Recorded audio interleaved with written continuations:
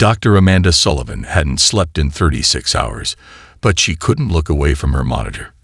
The anomaly had started small, just 3 stars near Pluto's orbit blinking out in perfect synchronization. 6 hours later, it was 12 stars. Now, as she stared at the live feed from NASA's Deep Space Telescope array, entire constellations were vanishing in a perfect geometric pattern. Dr. Sullivan, her assistant Tom, placed a fresh cup of coffee beside her keyboard. The director wants to know if you're still thinking it's a hardware malfunction. Amanda took a sip of coffee, grimacing at the bitter taste. Tell Director Peterson that if this is a hardware malfunction, then every telescope in our network, including the ones using completely different technology, decided to fail in exactly the same way at exactly the same time. She pulled up another screen, this one showing data from the European Space Agency, and somehow convinced the Europeans' equipment to join in. The pattern was expanding. Whatever was blocking the starlight was massive and moving with impossible precision. Natural phenomena didn't create perfect hexagonal patterns across light years of space. Her phone buzzed. A text from her colleague at the Radio Astronomy Center in New Mexico. You seeing this? Getting weird signals. Not random. Pattern. Amanda's hand shook as she opened her bottom desk drawer. Behind a stack of old reports lay a leather-bound journal filled with her personal research notes, the ones too controversial to share with her peers. She flipped to a page showing ancient Sumerian tablet translations. Tom, she called out, her voice steady despite her racing heart. Get me a secure line to the Pentagon. And I mean secure, no digital transmission, hardline only. Dr. Sullivan, that's not standard proto. A sharp alarm cut through the room. On her main screen, the starlight blockage pattern had changed. The hexagon was collapsing inward, and in its center, something was emerging from what looked like a tear in space itself. My God, Amanda whispered, zooming in on the rift. Through the telescope's enhanced imaging, she could see them. Ships, if you could call them that. They were crystalline structures, each one massive enough to dwarf Earth's largest cities. They moved like living geometry, refracting the light of distant stars into prismatic cascades that would have been beautiful if they weren't so terrifying. The secure phone on her desk rang. Dr. Sullivan. This is General Richards. We're seeing some unusual. They're here. Amanda cut him off, her eyes fixed on the screen as more ships emerged. And they're exactly what the tablets warned us about. Tablets? What tablets? Amanda opened her journal, her fingers tracing the carefully copied cuneiform symbols. 3 months ago, I found something in the newly excavated sections of Ur. Everyone thought it was religious text, but it wasn't. It was a warning. She paused, watching as the alien fleet began to arrange itself in a formation she'd seen depicted on those ancient clay tablets. The symbols weren't prophesied, General. They were coordinates, astronomical data, and a message about creatures that travel in crystal ships. The general was silent for a long moment. When he spoke again, his voice was tight. How much time do we have? Amanda did some quick calculations based on the fleet's movement. At their current speed, maybe 48 hours before they reach Earth orbit. She looked at her journal again, at the crucial part of the tablet translation she'd never shared. But General, there's something else. Something in the tablets that doesn't make sense. They don't just describe the invasion fleet. They describe how they were defeated. By the Sumerians. That's impossible. No, Amanda said, her voice dropping to almost a whisper. By someone else. Someone who left the warning for us to find.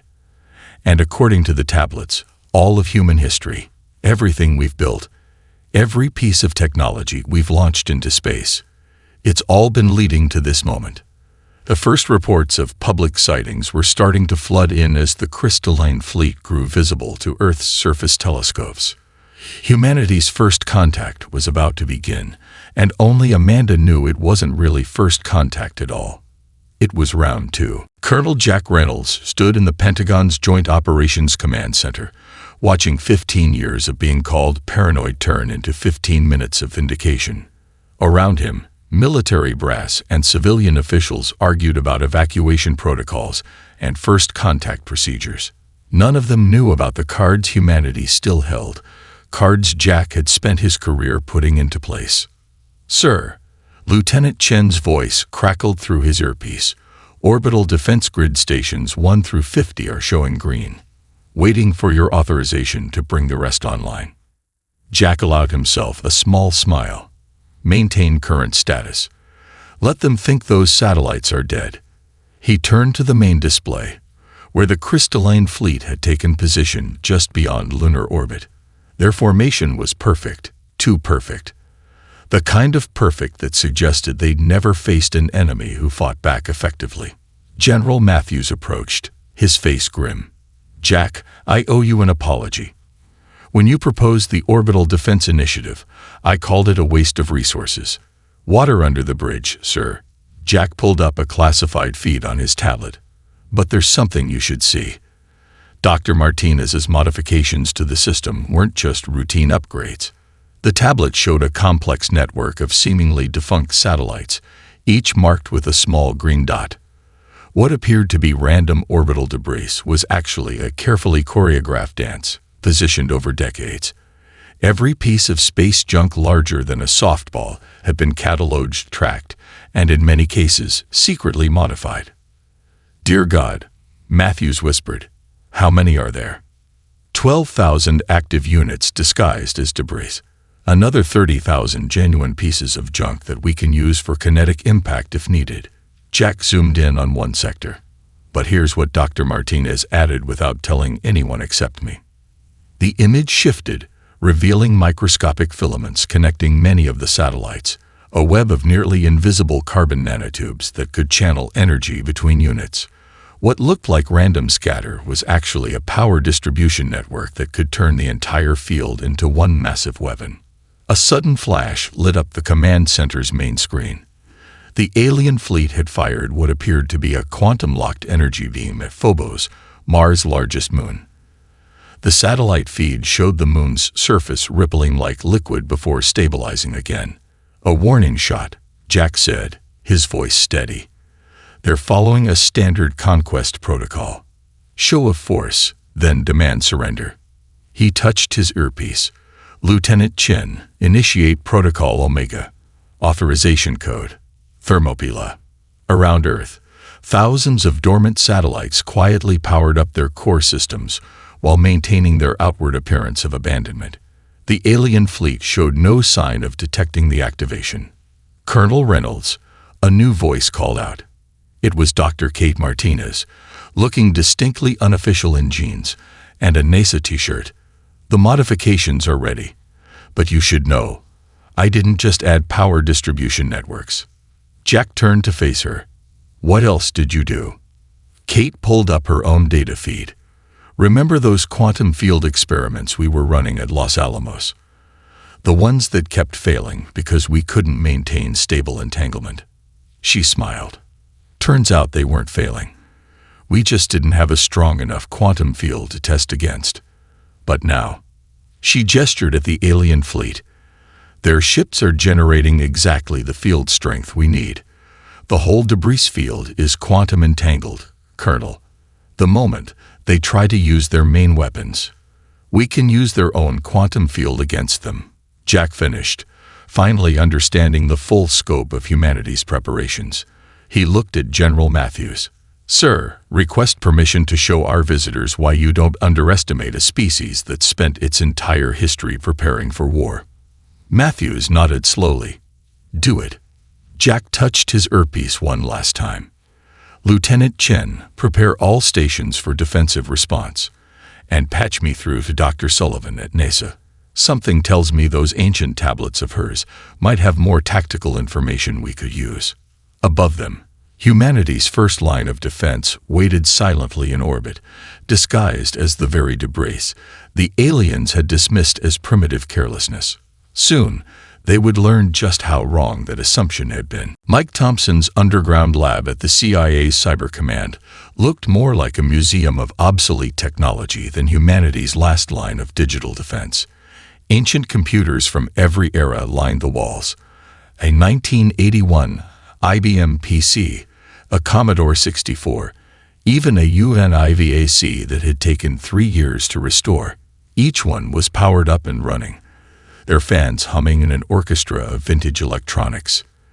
"You're insane," Dr. Martins said, staring at the wall of antiquated machinery. She'd arrived from the Pentagon 10 minutes ago with Colonel Reynolds' authorization codes. "You're going to fight an alien quantum computer network with Pong." Mike grinned, his fingers dancing across 5 keyboards simultaneously. "Know why humans are still using USB 3.0, even though we developed better technology years ago? Compatibility." He pointed to a screen showing the alien fleet's communication patterns. "They're so advanced, they've forgotten the basics. Their quantum systems can't even conceive of our primitive binary code as a threat." On his main display, lines of green code cascaded endlessly. It looked like something from an old movie about hackers, but every line had been carefully crafted over decades, built from recovered alien technology that had crashed in Roswell. "The virus is ready," he announced, checking the final compilations. "But we need them to let it through their defenses. That's where all this comes in." He gestured at the old computers. "We're going to wrap the quantum code in layers of increasingly primitive programming. Like nesting dolls, each one more harmless than the last." His team worked frantically, each person monitoring a different era of computer technology. Sarah handled the modern systems, Alex managed the 90s machines, and Tom kept the truly ancient hardware running. The virus would pass through each system, picking up layers of obsolete code like a snowball rolling downhill. "Incoming transmission," Sarah called out. "They're broadcasting their demands." The alien message appeared on every screen in the facility, their quantum language automatically translated. "Surrender now. Resistance is futile. Your technology is inferior." Mike couldn't help laughing. They actually said it. They actually used the "resistance is futile" line. His fingers flew across the keyboards. "Let's show them what inferior technology can do." The missile carrying their virus was deliberately primitive. A modified ICBM that would look like a desperate last resort to the alien fleet. Inside, the most sophisticated cyber weapon ever created lay wrapped in layers of technological history, each one more primitive and seemingly harmless than the last. "Launch coordinates locked," Tom announced from his station. "Ready on your mark." Mike opened a secure line to Colonel Reynolds at the Pentagon. "Sir, requesting authorization for protocol babble." "You're sure this will work?" Reynolds asked. "No, sir," Mike replied honestly. "But I can tell you this. Their quantum computers are about to experience every computer virus humanity has ever created, all at once, delivered through systems so old they'll never see them as a threat until it's too late. Do it." Mike took a deep breath and entered the final command. On his screens, he watched the missile launch. The alien fleet's response was exactly what they'd hoped for. Nothing. The primitive weapon was so far beneath their notice that they let it pass straight through their defenses. "Impact in 30 seconds, Sarah called out. Mike watched the countdown, remembering all the years of preparation, all the recovered alien tech they'd studied, all leading to this moment. Initiate virus deployment sequence. Start with MS-DOS. The missile detonated against the alien flagship shields, releasing not an explosion, but a digital payload. Layer by layer, the virus began to unfold, each seemingly primitive piece of code concealing something more sophisticated beneath. "They're responding," Tom announced. "Their quantum firewalls are." "Wait." He stared at his screen in disbelief. "They're trying to delete the viruses. They're actually trying to use quantum computing to stop a DOS attack." Mike smiled as the first confirmation of success appeared on his screens. "Of course they are. And while their quantum systems are busy dealing with our primitive attacks," he watched as the final layer of their virus, built from the Roswell ship's recovered code, slipped undetected into the alien network. They won't even notice the real threat until their entire network starts speaking in binary. The alien fleet's perfect formation began to waver as ship after ship lost quantum coordination. Humanity's digital Trojan horse had found its way home. Captain Jessica Wright floated in the International Space Station's observation module, watching the alien fleet's formation deteriorate. Mike Thompson's virus had done its job. Their perfect geometric patterns were breaking down, ships drifting out of position as their quantum navigation systems failed. Beta Squadron, report status, she commanded, her voice steady despite the adrenaline coursing through her veins. All kinetic weapons armed and tracking, came the response from her XO in the hidden lunar base. Debris field showing nominal thrust capacity at 92%. Jessica allowed herself a small smile. For 15 years, she commanded what looked like a glorified space cleanup operation. The Space Debris Removal Initiative had been her cover story, letting her carefully position thousands of pieces of modified space junk in precise orbits around Earth. What appeared to be random debris was actually a carefully choreographed web of kinetic weapons. "Captain," her tactical officer called out, "the alien shields are fluctuating, energy readings dropping to 60% of normal levels." This was the moment they'd planned for. Jessica opened a secure channel to all stations. Initialize Operation Solar Storm. Authorization code, Kessler Defense. Across Earth's orbit, thousands of seemingly dead satellites and pieces of space debris suddenly came to life. Microthrusters, dormant for years, ignited in perfect sequence. What had appeared to be chaos was revealed as a precisely planned orbital dance. "First wave, execute," Jessica commanded. The smallest pieces moved first. Fragments of old rockets and defunct satellites, each no bigger than a softball. They accelerated toward the alien fleet at precisely calculated angles. The alien shields, designed to stop energy weapons, had a fatal flaw. They weren't calibrated for simple kinetic impacts.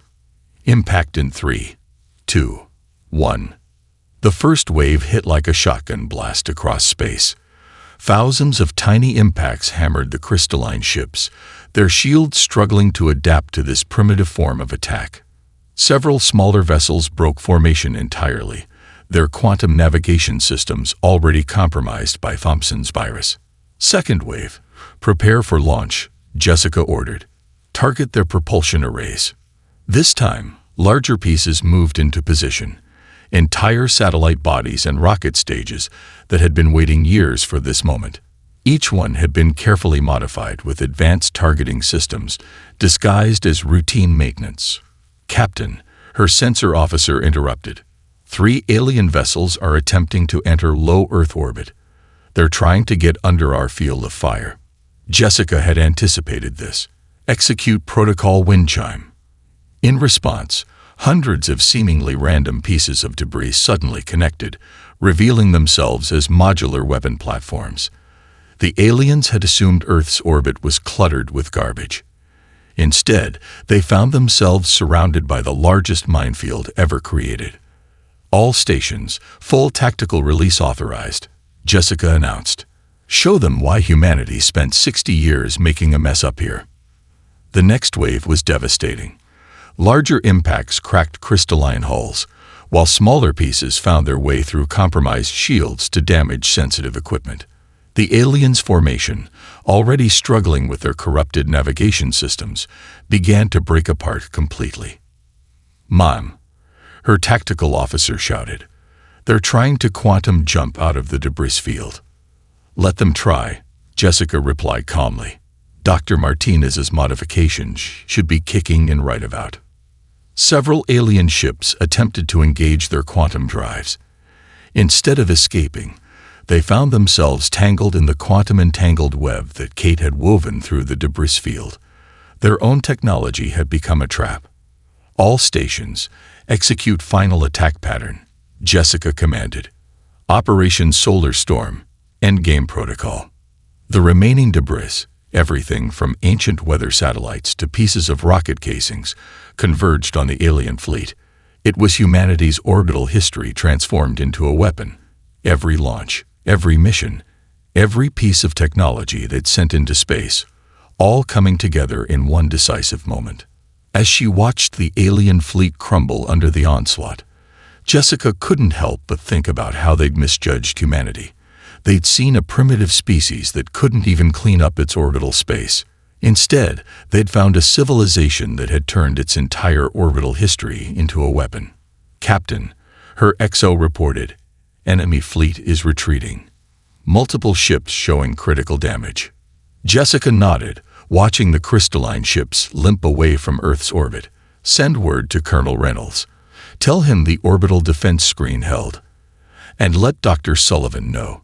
Turns out humanity's messiest habits just saved the planet." General David Cooper stood in his underground command center beneath downtown Chicago, watching as alien dropships breached the atmosphere. On his screens, red dots appeared across major cities: New York, Los Angeles, London, Tokyo. The hegemony was attempting a ground invasion, exactly as he predicted they would. "All UN facilities, activate Protocol Sanctuary," he ordered into his comm system. The Homeland Underground Network, his life's work disguised as urban infrastructure maintenance, was about to prove its worth. Across every major city, subway stations and sewer systems transformed. Hidden doors slid open in tunnel walls, revealing fully stocked civilian shelters. What appeared to be maintenance access points became armed checkpoints. Every city's underground network, built over centuries, had been secretly modified for this moment. "Sir," his operations officer called out, "civilian evacuation proceeding at 127% of projected speed." "They've been practicing." David allowed himself a grim smile. Decades of disaster preparedness drills were paying off. The public had thought they were preparing for earthquakes and hurricanes. Instead, they'd been rehearsing for alien invasion. Multiple hostile landings in progress. The tactical officer announced. "They're targeting population centers." "Execute Phase 2, David commanded. "Show them why humans built downward." The first alien troops to enter New York's Times Square found it eerily empty. As they moved through the abandoned streets, the ground beneath them shifted. Entire sections of road dropped away, revealing elaborate trap systems. What looked like random construction sites became fortified positions. "Chicago Team Alpha, engage," David ordered, watching the aliens stumble into their first major ambush. Urban warfare units, trained in the city's underground network, emerged from hidden access points behind enemy lines. Their weapons, specially designed for close-quarter combat, proved devastatingly effective against aliens used to fighting in open space. "Sir," his communications officer's voice was urgent. "London reporting successful deployment of the Thames Gambit. Paris is initiating Operation Catacombs." Each city had its own underground advantage. London's ancient tunnel system, Paris's historic catacombs, Tokyo's deep subway networks, all had been secretly converted into military assets. The aliens, expecting to find cowering populations, instead found empty cities riddled with underground resistance. "General," a familiar voice called. Dr. Rachel Anderson from Project Oracle had arrived. "The aliens are trying to deploy their telepathic commanders to locate the civilian population." David nodded. "How long until your countermeasures are ready?" "The underground chambers are already amplifying the signal. Every subway tunnel, every sewer line, every underground cable duct. They're all carrying our psychic interference pattern. The deeper their commanders go trying to find our people, the stronger our countermeasures become," David finished. "Brilliant." On his main screen, alien dropships were falling into elaborate traps. Their anti-gravity systems, designed for space combat, struggled against the electromagnetic fields being generated by seemingly ordinary power lines. Every piece of urban infrastructure had been weaponized. "Sir," hostile forces attempting to establish a command center in Central Park, his tactical officer reported. "Initiate Protocol Ant Farm," David ordered.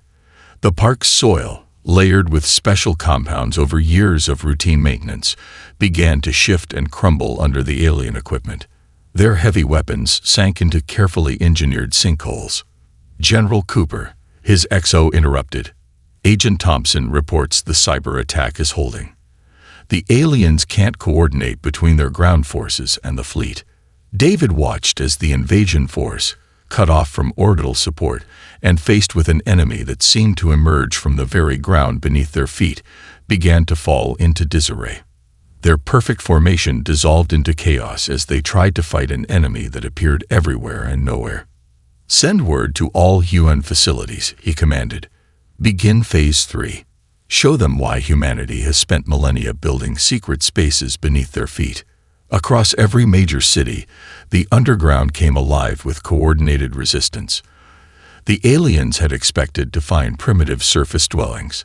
Instead, they found themselves fighting a species that had turned its entire urban infrastructure into a weapon of war. In his command center, David smiled as another alien unit fell into a carefully prepared trap. They were learning, too late, that humanity's greatest strength wasn't in its technology or its weapons. It was in its preparation, its ability to turn its own history, even its sewers and subway tunnels, into tools of survival. Dr. Rachel Anderson stepped into the heart of her facility beneath the Nevada desert, a chamber lined with technology that looked more like modern art than military hardware. Crystalline structures, salvaged from decades of studying alien crashes, hummed with an otherworldly resonance. But today they were synchronized to a very human frequency, the collective neural patterns of Earth's population. Neural sync at 89% and climbing. Her assistant Mark called out. The fear patterns are actually helping. Turns out being terrified in 7 billion different ways creates one hell of a psychic smokescreen. Rachel monitored the main display, watching as waves of human consciousness created interference patterns in the aliens' telepathic command network. What had started as a research project into human consciousness had become humanity's psychological defense system. "Status report from the surface," she asked, adjusting the neural harmonics. "Alien commanders are going nuts," Mark grinned. "They're used to sensing unified species consciousness. Instead, they're getting hit with everything from death metal lyrics to grocery lists to quantum physics calculations, all at once." The facility shook as another alien ship crashed nearby, its telepathic commander overwhelmed by the chaos of human thought. On her screens, Rachel watched the patterns of consciousness shift and flow. Every human emotion, every stray thought, became part of Earth's psychological defense. "Dr. Anderson." Dr. Sullivan's voice came through on the emergency channel. "The Sumerian tablets. I found something about the consciousness patterns. The previous civilization didn't just fight them physically." Rachel's fingers flew across her console. "Send me everything. We might be able to amplify the effect." She turned to her team. "Prepare for protocol battle. We're going to show them why forcing telepathic contact with humanity was their biggest mistake." The chamber's crystals pulsed as they synchronized with similar setups hidden beneath other cities. What the aliens saw as primitive crystal technology was actually a global network designed to amplify human consciousness. "Incoming," Mark shouted as the facility rocked again. "They're targeting our location. They must have figured out we're the source." "Perfect," Rachel smiled. "They're exactly where we want them. Execute Protocol Pandora." The crystal's resonance changed, their hum becoming deeper, more primal. Instead of trying to block the alien telepathy, they began amplifying it, forcing the alien commanders to experience the full depth of human consciousness. Feeding in the collective knowledge of human warfare, Mark announced, "Every battle, every strategy, every victory and defeat in our history. Add in our entertainment," Rachel commanded. "Every story of alien invasion we've ever imagined. Show them how we've been preparing for them in our dreams for centuries." The alien commanders, expecting to find simple, unified thoughts, instead found themselves drowning in the complexity of human consciousness. Millions of years of evolution, countless cultures, infinite variations of thought patterns, all crashing into their telepathic network at once. "Ma'am," one of her technicians called out. "They're trying to retreat, but their ships are still tangled in Dr. Martinez's quantum web. They can't escape the signal." Rachel opened a channel to General Cooper. "Sir, recommend all forces press the advantage. Their command structure is collapsing. They're experiencing every war humanity has ever fought, all at once." The aliens had thought their telepathic abilities would give them an advantage. Instead, they found themselves overwhelmed by the very chaos they had dismissed as primitive. Every human fear, dream, idea, and memory became a weapon. "Dr. Anderson." Dr. Sullivan's voice came through again. The tablets mention a great silence that followed their defeat. I think we're about to understand what that means." On her screens, Rachel watched as the alien fleet's formation dissolved completely. Their telepathic network, designed for ordered, hierarchical thought, shattered under the weight of humanity's mental chaos. "Send them one last package," she ordered. "Every alien invasion story we've ever created. Show them that we've imagined their defeat in 1,000 different ways. Let them see that in our minds, we've already won this war countless times." The crystals pulsed one final time, sending humanity's collective imagination crashing through the alien consciousness. In trying to understand their prey's mind, the hegemony had instead found itself trapped in humanity's greatest weapon, its unlimited capacity for creativity, even in warfare. Lieutenant Commander Tom Mitchell watched from the hidden observation deck as another alien crystal ship tumbled past the moon's dark side, its crew still reeling from Project Oracle's psychic assault. Behind him, Armstrong Base hummed with activity, its existence still unknown to most of humanity. "Status report on the Roswell Arsenal," he asked, turning to his weapons officer. "All reverse-engineered weapons showing green, sir.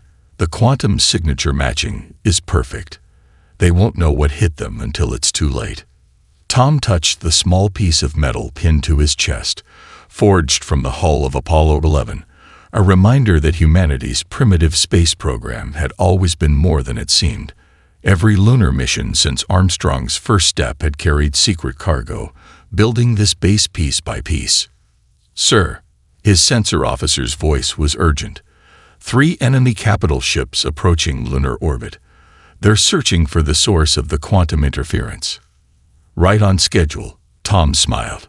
"Signal the mining operations. Time to show them what we've really been doing up here for 50 years.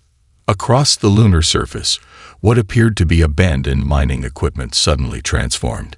Solar panels rotated, revealing weapon ports. Dormant machinery came to life, dozens of sites activating in perfect synchronization. "All units, execute Operation Looking Glass," Tom commanded.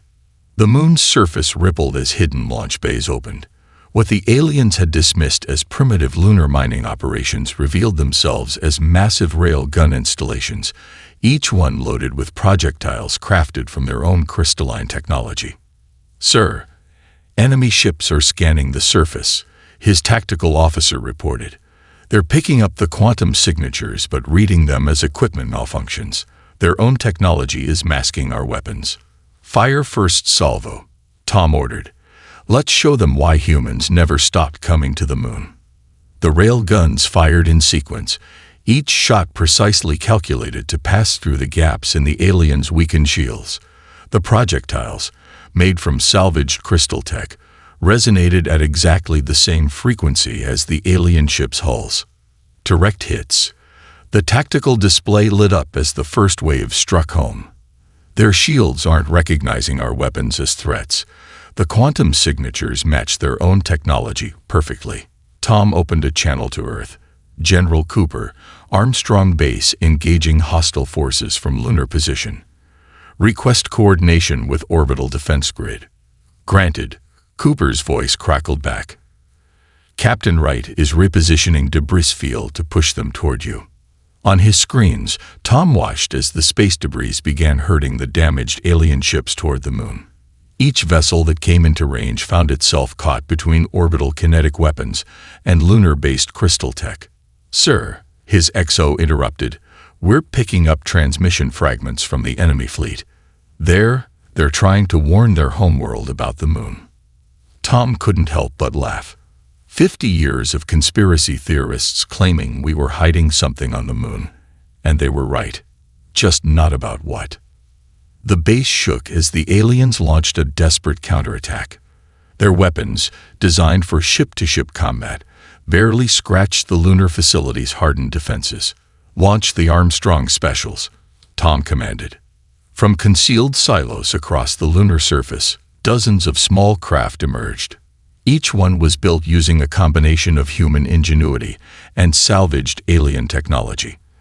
They looked like ancient Apollo modules on the outside, perfectly camouflaged as museum pieces until the moment they revealed their true nature. "All craft showing ready," his flight controller announced. Quantum drives spooled and matching enemy signatures. "Execute attack pattern Neil," Tom ordered, naming their final gambit after the first man to step on lunar soil. "Show them why humanity never abandoned the moon. We were just getting it ready."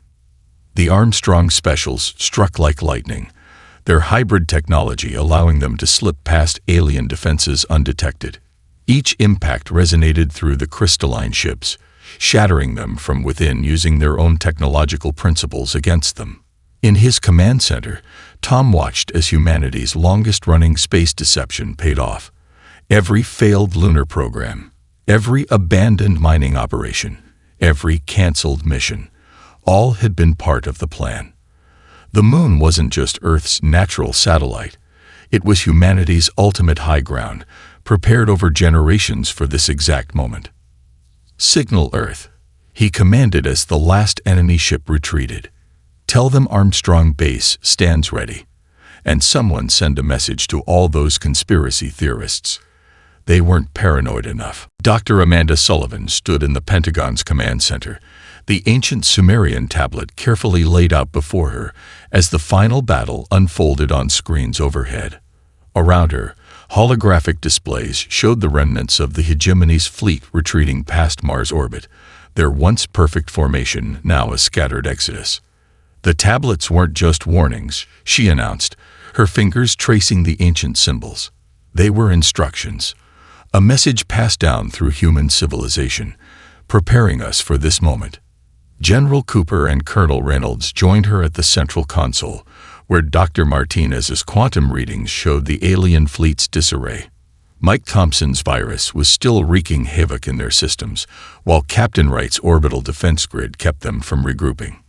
"Look at this passage," Amanda pointed to a section of cuneiform.